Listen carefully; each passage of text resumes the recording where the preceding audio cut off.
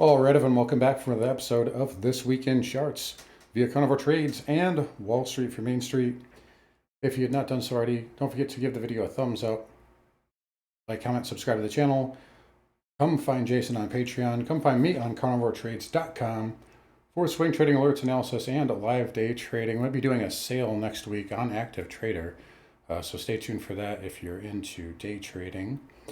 We also have a course we just put up there on the website under the education tab. But anyways, let's get into it here this week. So spiders today.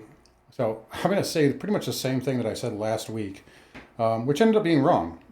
So we looked at last week and we had the sell, and we broke through this trend line right here, and we did reclaim it by Friday. And so I said essentially right now, we could be going down to 565. So I was right and wrong. But I was looking, which we did hit obviously today.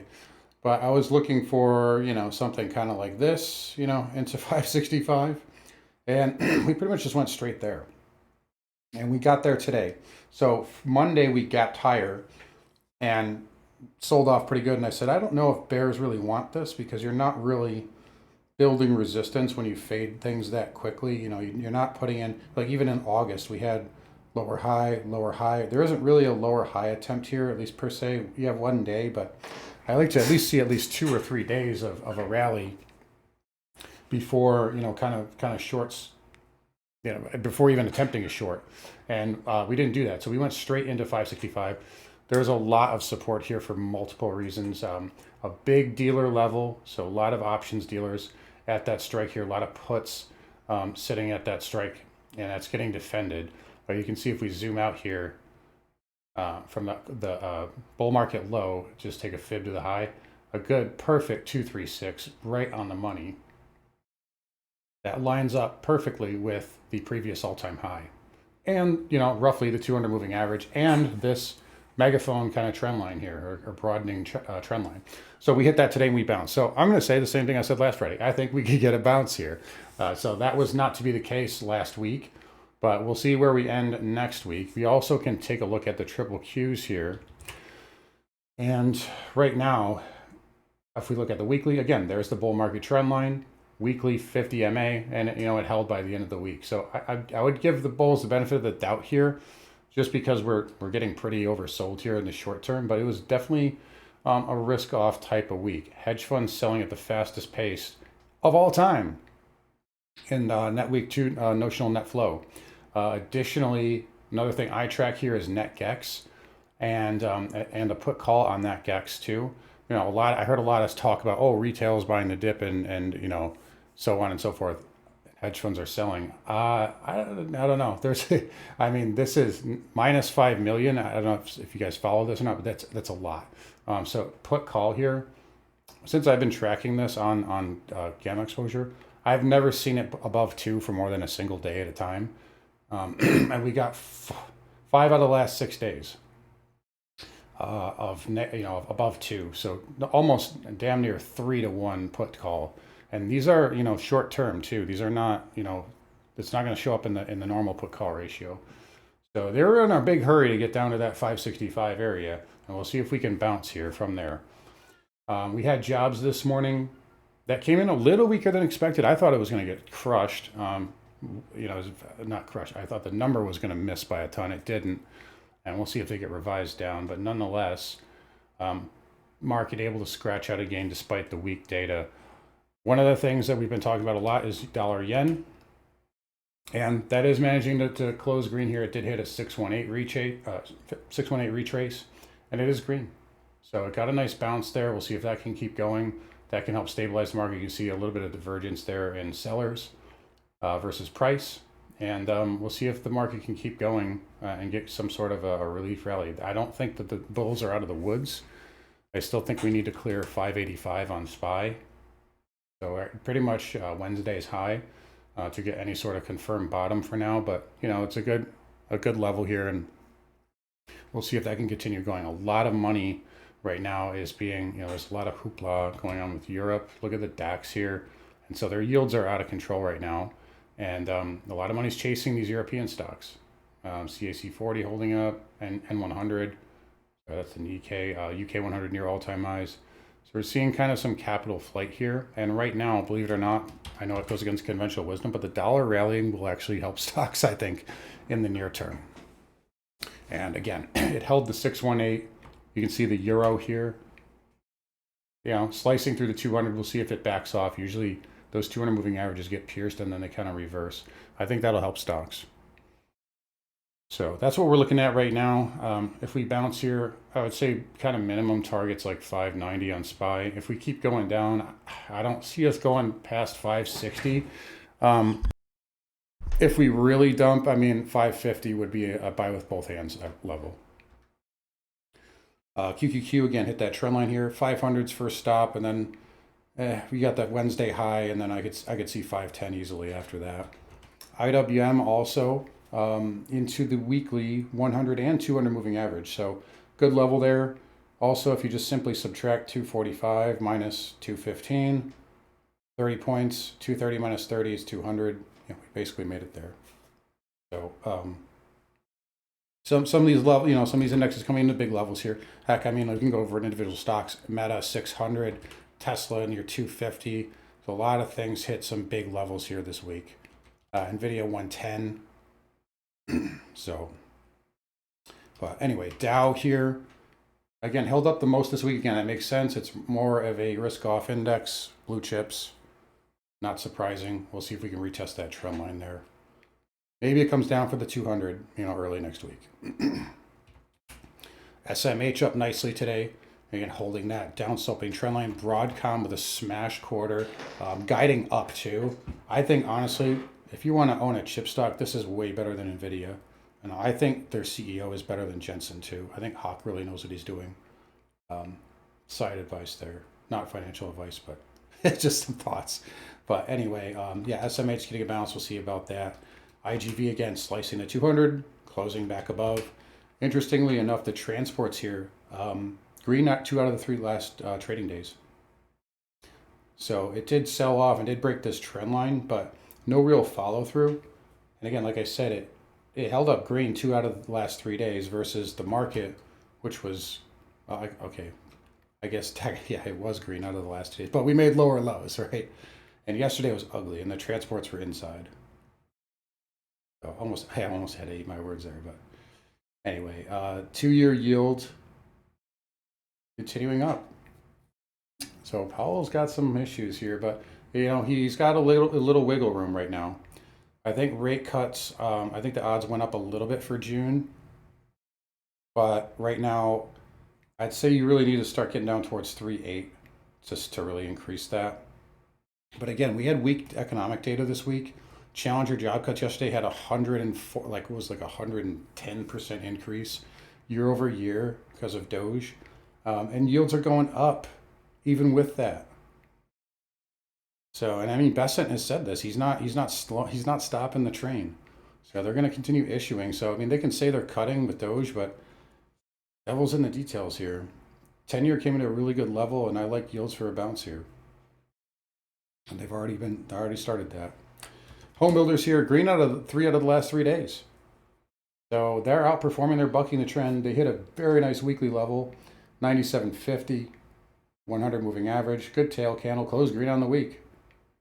So home builders starting to turn around. They did lead they've been selling for 2 months though, so maybe they're getting to be the first ones to bounce. We'll see. Our VNQ here, it did have a down week, but again, it's got room for higher lows. And again, it hammered on the highs on Monday.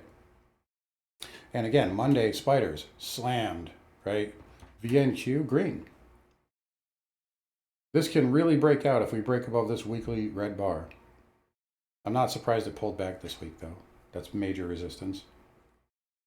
XLF, again, a little bit of a concern. Dollar yen bouncing will help this, though.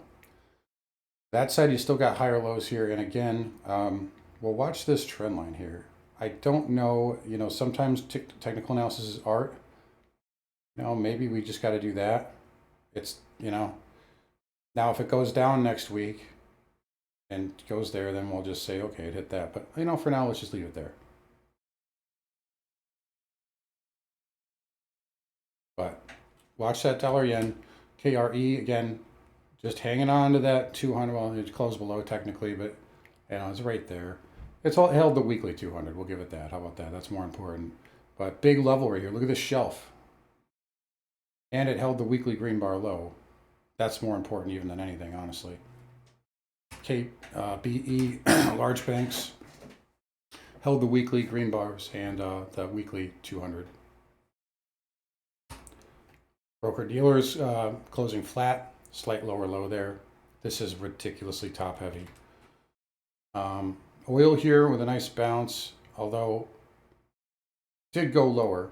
And I'm basically like slightly underwater on my oil long with the swing service. We are in the money, and we took some nice profits on our day trade at this level, or our short-term trade here.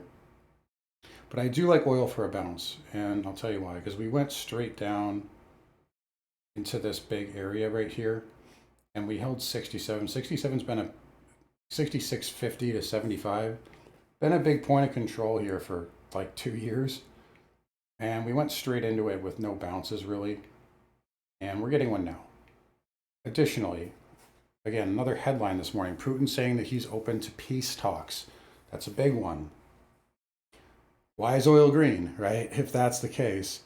So I'm telling you, that's priced in. At least that's what I say. And you had a weaker than expected jobs, oil green. That's telling you something. The market's telling you something when you see that. Additionally, yields, again, 10-year, green, 4 out of the last 4 days. Usually oil will follow that. So I think oil shorts may be a little overzealous here about recession. XLE, nice bounce. My Exxon had a nice bear trap. Look at this weekly chart. I love how we reclaimed 108, tested it, closed back above. Not bad there. XOP, new lows this week, but it did bounce on Friday. It needs to reclaim 125. OIH needs to reclaim 260, but I like how you got a little island there, and then you just gapped above and went. Still got to clear that 260 area. It held weekly support though. Uranium's UCCJ down on it, down weak, but it's holding on. I do like this level on URNM right here. I know it closed below, but I think it's all right. I think, it's straight down in a straight line. I think you can get a bounce here. If it can't next week, then it's in big trouble. But, if you're going to take a shot, it's not bad risk reward here. I mean, you're not risking a ton. And then NM basically hitting that all-time low. But again, remember, this doesn't have that much price history to it. You also got nukes, sort of the new wave nuclear stocks here. Right into the 200 straight. That should bounce there. Nat gas J contract continuing up. 1, 2, 3 possible pivot highs, so just be careful. Could be topping out. But, I mean, I don't know. It's nat gas. it's nat gas, guys. So... yeah, I mean, like we see this here. This is the continuous. What's realistically stopping it from going to 5? Not much. If it gets through that, I mean, like, I know that the continuous contract doesn't mean anything, but I mean, what if it wants to psychologically test this gap at 650 or 625? It looks like a long way away, but this is kind of what nat gas is known to do. So we'll see. Good move there. Dollar we talked about, holding 104. I think they can try for 105, 105.50. Gold here, sideways to up weak. This needs some consolidation, so does silver, and that's doing that. I don't like platinum and palladium as much here, seasonally.